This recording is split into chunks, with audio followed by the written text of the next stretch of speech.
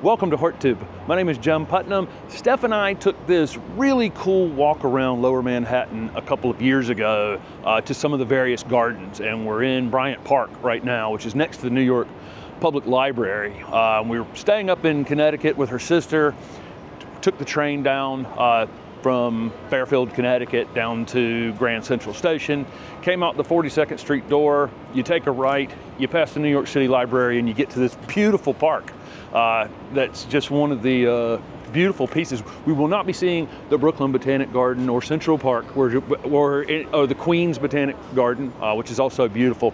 We're just doing a tour of Lower Manhattan in a rectangle. This is a tour that you could take easily, jumping off the train and walking for about half a day and seeing some of the beautiful gardens that are here. It's amazing. We think about all the skyscrapers here in Lower Manhattan, but we really don't think about the beautiful plantings and the containers, and there's a lot of actual very skilled landscapers, skilled landscape designers making these spaces in the city very accessible. Beautiful giant lawn area out here in Bryant Park. Incredible plantings of hydrangeas and yews, boxwoods, some of the tougher plants. You know, they're pretty tough plants, Rosa Sharon, but they're ones that will show off all summer.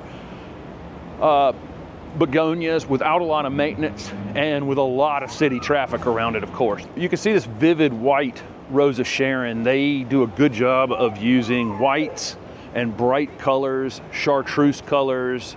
There is a hosta down below the white Rosa Sharon. That's Aphrodite. We've seen it at a couple places here on this little trip up to the northeast, and big, beautiful flowers on that one. And of course, the white begonias over to the left of it. There's, again, the color palette that they're using is very similar to what we do in our garden. So they're kind of using vivid colors and lighter colored flowers to really draw the eye in, because you don't have a lot of space to work with in a city like this. A hibiscus here that's really showing off. Again, most of this stuff is low maintenance. I imagine there's a lot of dog pressure. There's a lot of dogs in the city, and I imagine that has some impact on the way in which you can garden here in the city and the plants that you're using. We still haven't left Bryant Park because I'm just so amazed by the varied plantings that are here. There is just a ton of interesting things. A few natives in here, mostly non-native things, but again, super tough things. But it's amazing to me how people are out here interacting with this space. When you make a space this beautiful and you put the large lawn area in, and you put you put these plantings and you make it feel like a bit of a private space, even here in the middle of 42nd Street. You can see the other side over here, and I think you can see the Empire State Building up above where people are eating on the other side of the park, which is a heck of a backdrop for everybody eating their breakfast here. We're going to show off some of the larger squares and other really interesting kind of places you're going to beeline to in the city when you get off of a train. But you have all of these spaces like this between buildings here and there. About every other block or so, you get these little open spaces between buildings that are well planted, great relaxing places to have lunch. As relaxing as the city can be with the noise around us. But again, they're using really tough plants, and so the tree, the river birches above me here. They're using junipers, a few of the really shade tolerant things like euonymus, ferns, liriope. Just a combination of tough plants that but look good and hold up to whatever the city can kind of throw at them. Of course, there's virtually no planting space in Times Square, a little further down 42nd Street, but they do have some emerald arborvitae in giant containers. These are probably like 50-gallon containers, something like that. Imagine that these are fine. These are like zone 3, zone 4 hardy, so they can be allowed to just sit out here and freeze. There's palms and a few other things in containers a little further down into Times Square. All of those things are just summer plants out here. They use a lot of containers to direct traffic rather than using big pylons and things. The beautiful planted containers are a much more effective way and a much more beautiful way to try to make traffic go the way you want it to go. So we're walking through the city. It's got such a bustling tapestry of things going on, but there are so many horticultural experiences you can have as you make your way and you move through a city, like so many cities. But in New York, it's not the exception. We really found a great varied amount of planting material, also salt-tolerant material for the dogs of the city.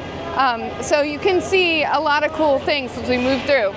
The Vitex, we've got one in the backyard. It's doing just great here. It looks like it's just done blooming.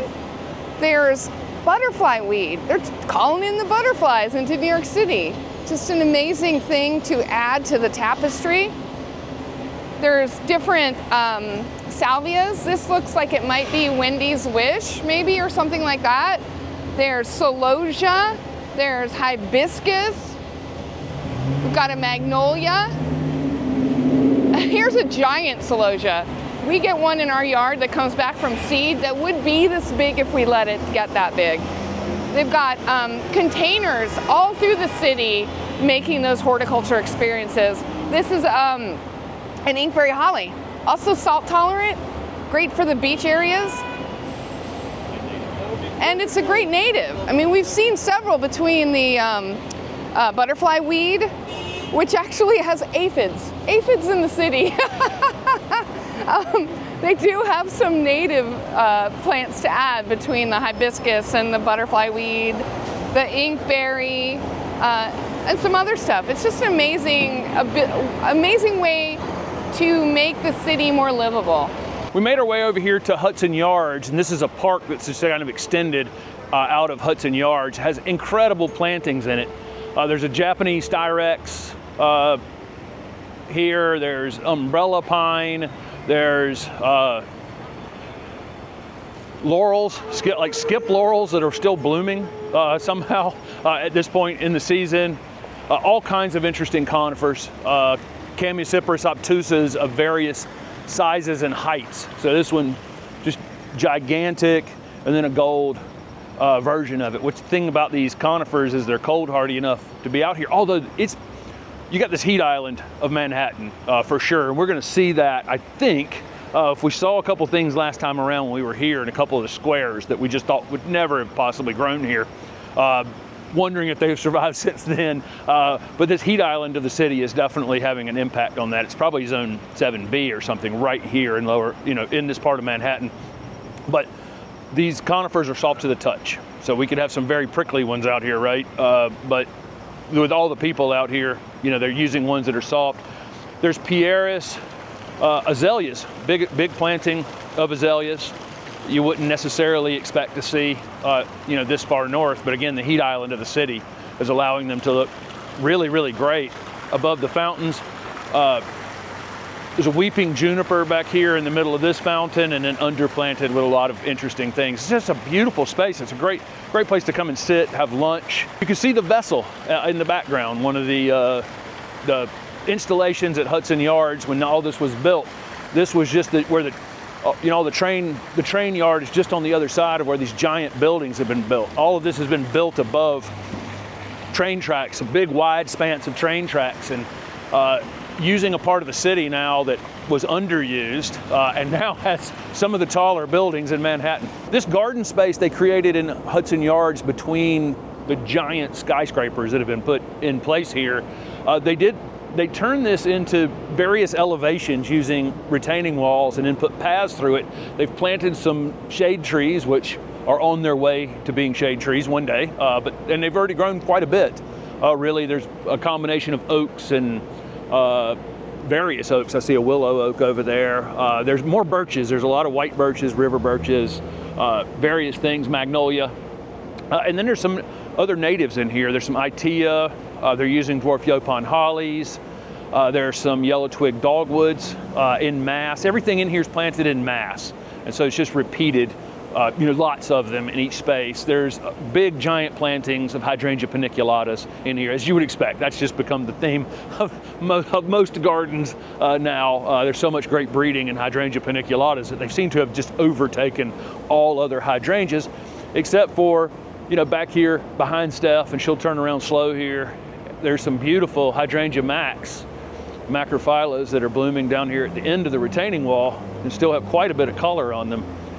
Again, I think this heat island up here helps these buds from freezing during the winter and allows them to bloom. It's probably one of the repeat blooming varieties, because here it is in late August, still with flowers on it. Right over by the Javits Center, next to Hudson Yards here, is the entry to the High Line, and it wraps around the old train yard here. There's still some of the train area still exposed, and you can see beyond that those buildings were built on top of the trains. There's got to be a lot holding up those tall buildings over there. And then exciting thing about what we're about to see, this goes in, one thing, this goes back in a block or two and stays away from the actual waterfront for a while. The waterfront over here has just as many kind of activities. There's a ton of plantings, a ton of park spaces, a ton of places for people to play tennis and all kinds of activities all the way down. And as we get further down the road, we'll join some of those things. But let's get around here and see a little more of the High Line. If you've been following the channel, we were down at the Delaware Botanic Garden and we saw that beautiful wildflower meadow there that was actually designed by Pete Odolph. He also is the plant designer for the High Line. And we walked around the part around the bottom of the trains where it starts over there. And that part over there is just all self-seeded areas. It's a lot of what will grow in the worst possible conditions that blows in from all this wind. It's very windy here, and this is we're on an elevated surface going back here. This was an elevated rail, went through it was originally a freight rail for the lower part of the city, and then evolved into several different things over the years. And now it's a beautiful planted space that everybody gets to enjoy. And Pete and his beautiful designs have put incredible plantings in here. We're going to see just tons and tons of native and a few non-native things here and there, typical of what we saw down at the Delaware Botanic Garden too, about an 80-20 split, 85-15, something like that. Baptisia, right here next to Hudson Yards in Manhattan. Goldenrod, lots of agastache, several different varieties of agastache out here. Once you plant the milkweed, the common milkweed, you're going to have it all over the place, and that's perfectly fine for this type of planting where you're trying to keep it full. You're trying not to do a whole lot of weeding out here in the city. You don't want to do a tremendous amount of maintenance. There are various grasses, and it's an incredible space. It just transformed what was kind of a blight on this side of the city, this old elevated rail, into something that's just incredibly useful to everyone in the city. It's peaceful as it can be, obviously. Here you can hear construction behind me where they're putting pylons in the ground for another building. And I'm sure another skyscraper like these, it's all around Hudson Yards here. But what a beautiful space. This is a spot where most people are going to join the High Line from the vessel right here. Just this area comes right into it. We just talked to someone maintaining the garden. She said they have 10 full-time gardeners here maintaining this stretch of incredible gardens. And we also confirmed it's about 85-15 native to non-native. The non-native things in here though are things that can really hold up in the extremes of the wind and the cold wind that blows between these buildings. There are things like hellebores that may offer the pollinators something a little earlier. One other thing we asked was about, are they actually getting pollinators, right? Are pollinators able to cross that river, right, from New Jersey and get over to this side into lower Manhattan? And she said, yes, lots. And so then we asked the question, most importantly, are you cutting this stuff down as it declines in the fall? And no, they're not. They're actually leaving it until spring and doing their cutbacks later in the spring as the plants are re-emerging, giving a place for these pollinators to overwinter. Beautiful use of grasses to take advantage of the wind that's going to blow through here all the time. He used Carex, which is not technically a grass, in combination with actual grasses, things like this Amsonia that are going to move around, things that bloom at various times. So the Amsonia would have bloomed early in the year. Of course, the grasses are just doing their inflorescences now. You got asters, fall blooming asters that haven't started to go yet, but just beautiful planting. And just, I mean, he's such an artist at putting large groupings of things together in interesting ways. If you reference back to that Delaware Botanic Garden video, you can see a similar design aesthetic here that was in that wildflower meadow. Of course, the groupings there were much larger, so it was, you know, large groupings connected together. Here, the groupings are slightly smaller, but it's similar. And then he has patterns that we'll go through for a little while. It might be Carl Forrester, a grass with a Carex and Amsonia, and then it'll go over to this coneflower that you're looking at combined with Solidago and some Agastache back there. And that'll go on for a little while, and then something else will come up in the pattern. I'm also amazed at how a meadow feeling is created, basically an urban meadow. We're in the middle of New York City walking through a meadow with this similar plants choices, mainly natives, creating color at different times of the year, and a veritable buffet for pollinators.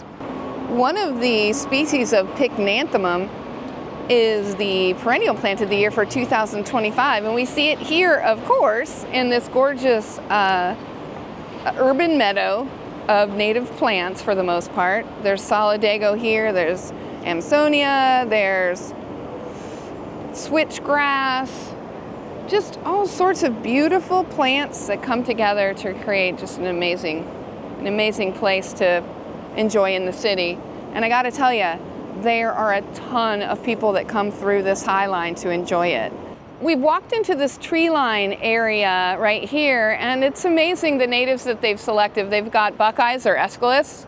They've got, and one of my absolute favorites with great fall color, of course, Sassafras. And they have a big leaf magnolia. And I honestly didn't know it would be hardy here, but of course it stays a little warmer in the city, but we love our big leaf magnolias and the sounds of the city that are behind us as well. Oh, native Pachysandra I see down there. Brunera, Tiarella, some wonderful things to hang out with the big leaf magnolia.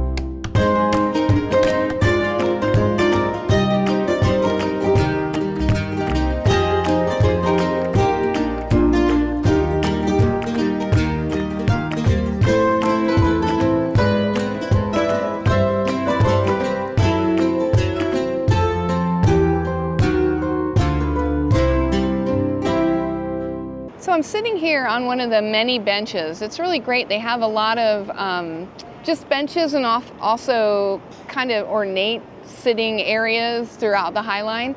But I'm sitting facing the plants, which is probably something most people don't do. But I'm really admiring the cut plant here with the yellow blooms, great fall blooming. There's Vernonia. They've got Liatris that is done. They've got Naudia, it looks like. Naudia Macedonia. There's Solidago coming, of course. Some really great plants. And yes, some people will be like, you know, that's not my thing. I like things to look a little more formal, a little tidier than this. But if you're in amongst it, there's just something about it. It's just beautiful, the energy and the life that comes from all these native plants. Found a bed with some Joe Pye weed in it, and Rudbeckia or Black-Eyed Susans, mountain mint, various Carexes. There's some Astilbe in here.